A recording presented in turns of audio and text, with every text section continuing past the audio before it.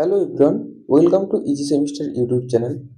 तो आज हम एक बहुत इम्पोर्टेंट टॉपिक के बारे में डिस्कस करने वाले हैं कि मैकआउट सेमिस्टर एग्जाम को पास कैसे कर सकते हैं। ठीक है, तो ये जो एग्ज़ाम होता है इसमें बहुत सारा स्टूडेंट का क्या होता है कि सप्ली आ जाता है। तो आज हम देखेंगे कि कैसे एग्ज़ाम को अटेंड करेंगे तो फिर सप्ली नहीं आएगा। ठीक है, तो पहले जो आता है मैकआउट एग्ज़ाम 100 मार्क्स का होता है। ठीक है, एक एक सब्जेक्ट का, लेकिन उसका पास मार्क्स कितना है 40 है। ठीक है, ये 100 दो पार्ट्स में डिवाइड है।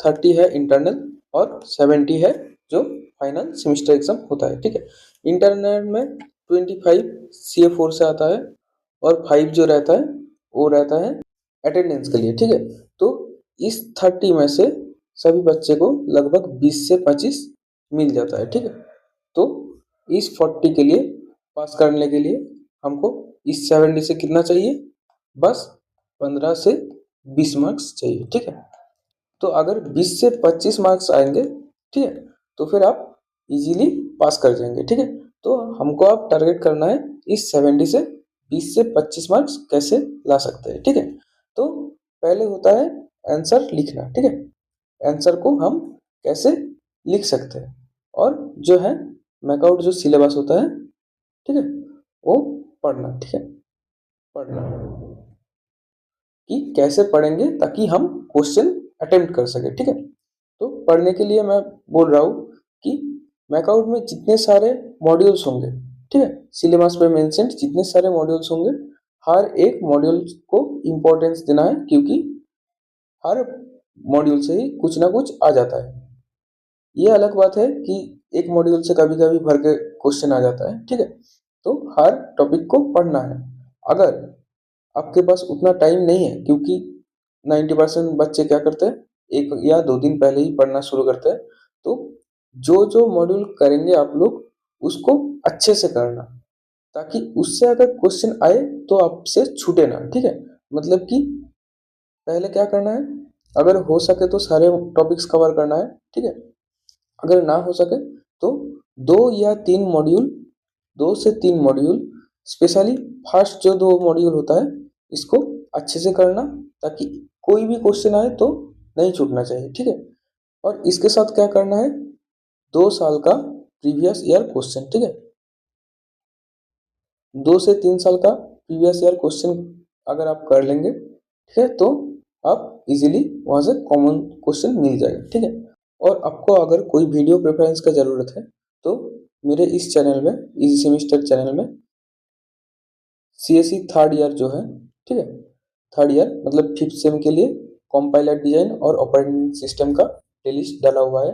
और मैं CSE का जो 5th सेमिस्टर है और 7th सेमिस्टर है उसका जो सजेशन होगा, ठीक है, सजेशन जो होगा वो मैं अपलोड कर दूंगा चैनल में। ठीक है, तो मेक श्योर आप सब्सक्राइब करके रखें, और जो सजेशन दूंगा उसमें आंसर कैसे लिखना है और आंसर क्या होगा वो भी मैं बता दूंगा। ठीक है, तो वो जो सजेशन होगा वो बहुत हेल्पफुल होगा आप लोगों के लिए। ठीक है, तो सब्सक्राइब करके रखना, और सजेशन आ जाएगा कुछ ही दिनों में। ठीक है, हर सब्जेक्ट का सजेशन आपको मिल जाएगा CSE का। ठीक है, अगर कोई और ब्रांच आप ये वीडियो देख रहे हैं तो फिर आपको जिस सब्जेक्ट का सजेशन चाहिए वो कमेंट में लिख देना।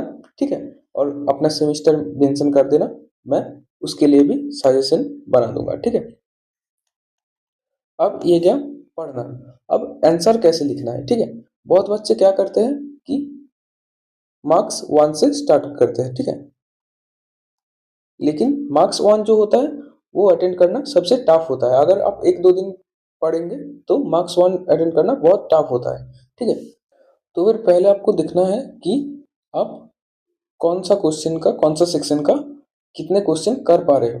अगर मार्क्स 1 का अगर आप 5 से 6 क्वेश्चन कर सकते हो, ठीक है, 5 से 6 क्वेश्चन आपसे बन रहा है, तो फिर आप मान मार्क 1 से स्टार्ट कर सकते हो। ठीक है, लेकिन आपसे 2 या 3 इतना ही सवाल बन रहा है तो फिर मार्क्स 1 से शुरू मत कीजिए। ठीक है, तो फिर जो होगा इन्विजिलेटर जो होगा उस पर क्या करेगा, बैड इंप्रेशन पड़ेगा। ठीक है, इसलिए आपको देखना है कि मार्क्स 5 में आप कितना क्वेश्चन कर सकते हो।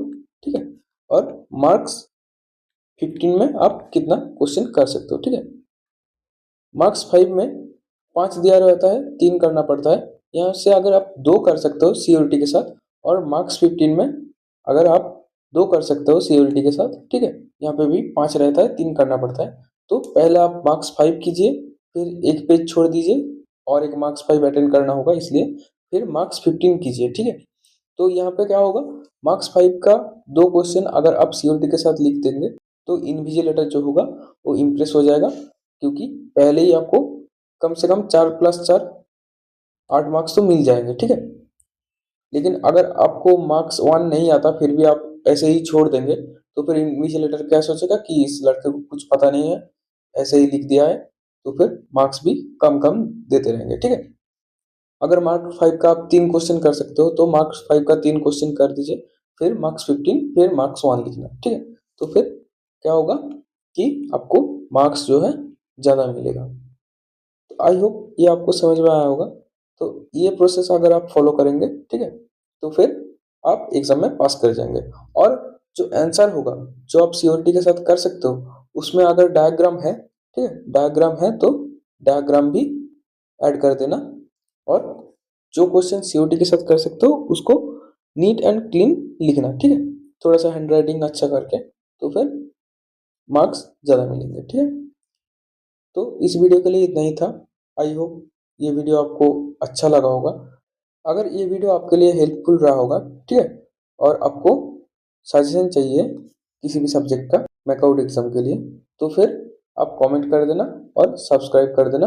मैं सजेशन जो है वो अपलोड कर दूंगा कुछ दिनों में, ठीक है। तो थैंक यू।